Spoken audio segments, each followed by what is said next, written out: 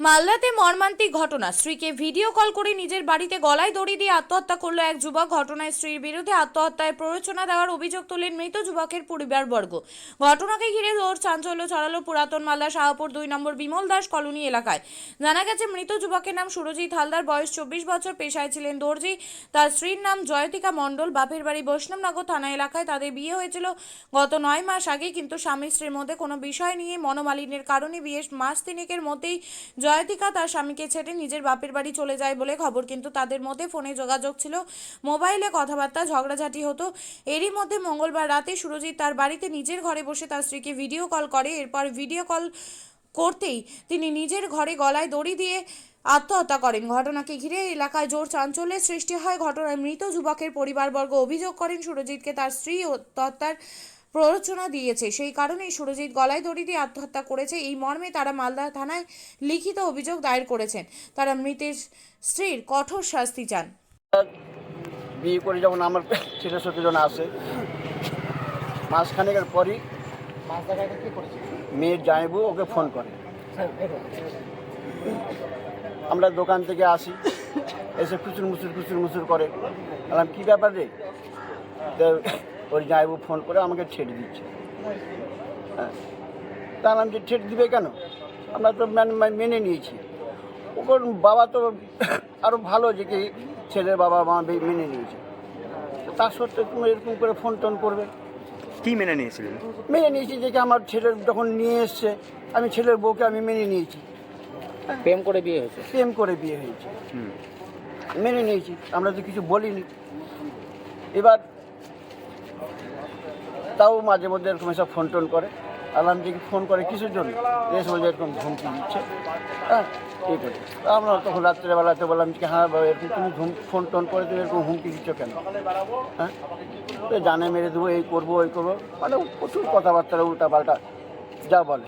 বলে আমার বৌমার কাছে কোনো তুই আসবি? তোর যদি দরকার পড়ে আয়, তাহলে আমি কাপড় খুলে দেবো তোকে, তোর কত আছে তোর আমি পূরণ করে দেবো। আমি বললাম বলতে হয় না, এগুলো চেপে যাও। হ্যাঁ, আমি আমার বউকে বললাম, বলার পর এতই হলো। দিয়ে একদিনকে ওর মা ওর বাবা আসলো। আমি যথারীতি আমি আর সম্মান করলাম, যথারীতি সম্মান টন্মান করে টরে এই করে গেলাম। তারপরে দেখছি যে ওর বাবা মা মেয়েকে নিয়ে চলে আয়। তো চলে গেল, নিয়ে গেল কিন্তু ওই পুলিশ ফাঁড়ি থেকে। আমি পুলিশ ফাঁড়িতে যে বললাম যে এরকম আপনার বলছে কি নিয়ে যাচ্ছে, তুমি তোমার ওর মা বাবাকে তুমি বুঝিয়ে দিলা, তুমি মাঝে মধ্যে ফোন করবা, জানি ফোনে জানি ওরা কথাবার্তাটা জানি করে। মাঝে মধ্যে ফোন করি, ফোন সুইচ অফ, ফোনে আর পাওয়া যায়। মাস দুয়েক পর আবার ফোনে পাওয়া যায়। আমরা আমার ছেলে ডাকে যে তুমি চলে আসো, আমি খাবো না, এই করবো না ওই করবো না, যে আমার ছেলের নামে মেয়ের বাবা কেস করে যায়। মেয়ের বাবা কেস করে যায়, হট করে একটা পুলিশের কেস। বললাম যে কে করেছে গো? তো বলে যে কি বলতে পারবো না, তোমাকে বেল নিতে হবে। বললাম যে কি আমার ছেলের নামে এরকম কোনো রিপোর্ট নাই যে কি পুলিশ ফাঁড়িতে এরকম ইয়ে আসছে, কোর্টে থেকে এরকম নোটিশ আসছে। তো বলে তুমি বেল নিবা কি নিবা না? বললাম যে কি হ্যাঁ নিতে তো হবে। তো বেলটা নিলাম, নেওয়ার পর আমি জিজ্ঞাসা করলাম যে কি আমি বেল নিচ্ছি ছেলের, ঠিক আছে, কিন্তু কেসটা কে করেছে আপনাকে কিন্তু বলতে হবে। তারপরে বলল নারদ মণ্ডল কেস করেছে। নারদ মণ্ডল কী হলো? বললাম যে কি মেয়ের বাবা সম্পর্কে আমার কি অভিযোগে করেছিল? এখন কি অভিযোগে ফোন করেছে, আমার ছেলে নাকি মাঝে মধ্যে বলে ওকে বলে হুমকি দেয়। আপনার ছেলে আত্মহত্যা কেন করলো? তো আমার ছেলে আত্মহত্যা করলো আমার বোর জন্য, আমার ছেলের বোর জন্য। কেন? এখন কেন করলো এখন সেটা এখন আমার বোমাই বলবে। আমার ছেলে তো দুনিয়া থেকে চলে গেল। এখন আপনি বলছিলেন বৌমাকে মাঝে মাঝে তোর জামাইবাবু ফোন করতো। হ্যাঁ, মাঝে মাঝে জামাইবু ফোন করতো। ওদের তো আপনাকে বললাম যে কি তোমার কত আছে তুমি আমাকে বলো। আমি হ্যাঁ, তো সেক্ষেত্রে কি আপনারা মনে করছেন কোনো সম্পর্ক ছিল? হতে পারে অবশ্যই, নাহলে রাত্রি 2টা 2:30টার সময় কেন ফোন করবে? আপনার ছেলে কি পড়া কি আর কোনো প্রতিবাদ করেছিল? করেন না, পরে প্রতিবাদ আর কিছু করেনি। গতকাল কি হয়েছিল? গতকাল তো আমি তো দোকান থেকে আমরা স্বামী স্ত্রী চলে আসছি, এসে যে দেখছি যে কি প্রতিদিন আমার ছেলে লাইট অফ করেই ঘুমায়, কালকে দেখছি যে লাইট জ্বালিয়ে ঘুমিয়েছে। জ্বালিয়ে ঘুমিয়ে আমরা উকি মেরে দেখছি যে কি আমার ছেলে এরকম ঝুলছে, হাও হাও হাও করে যেটা যা হয়। কেঁদে উঠলাম, যে দরজাটা খুললাম, খুলে যে ছেলেকে নামিয়ে দেখছি যে কি এরকম লাইভ ভিডিও করা আছে। লাইভ ভিডিওটা কাকে করেছিল?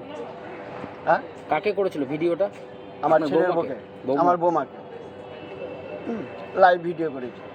এবার লাইভ ভিডিওটাকে করলাম, তারপরেও আমরা তো সবাই তো কাঁদাকাটি করছি, তারপরেও আবার বৌমা ফোন করেছে। তখনকে আমার মেয়ে বলছে যে কি আমার ভাইটাকে তো খেয়ে ফেললি, আয় এসে এবার আমাদেরকেও খা। আপনারা কি থানায় অভিযোগ যে করছেন? সঙ্গে সঙ্গে ফোনটাকে কেটে দিল। আপনারা কি থানায় অভিযোগ করছেন? হ্যাঁ, আমরা থানাতে অভিযোগ করব। আপনার নাম? আমার নাম স্বাধীন হালদার। শিক্ষাই জাতির মেরুদণ্ড। ছোট ছোট শিশুদের প্রাথমিক শিক্ষা পরিপূর্ণ না হলে আগামীতে সেই শিশুরা সঠিক পথে চলতে গিয়ে হোঁচট খায়। শিশুদের এই শিক্ষার প্রয়োজনীয়তাকে সামনে রেখেই গত 1 বছর ধরে পরিষেবা দিয়ে চলেছে জিনিয়াস এডুকেয়ার একাডেমি। শিশুদের অত্যাধুনিক শিক্ষায় শিক্ষিত করে তোলার একমাত্র বিশ্বস্ত প্রতিষ্ঠান এই একাডেমি। এখানে অভিজ্ঞ শিক্ষক শিক্ষিকা দ্বারা যত্ন সহকারে মাতৃভাষা বাংলা মাধ্যমে পড়ুয়াদের শিক্ষা দেওয়া হয়। একেবারে খেলার ছলে বিনোদনমূলকভাবে বাচ্চাদের এখানে পাঠ দেওয়া হয়। পড়াশোনার পাশাপাশি বাচ্চাদের বিনোদনের ব্যবস্থাও রয়েছে এখানে।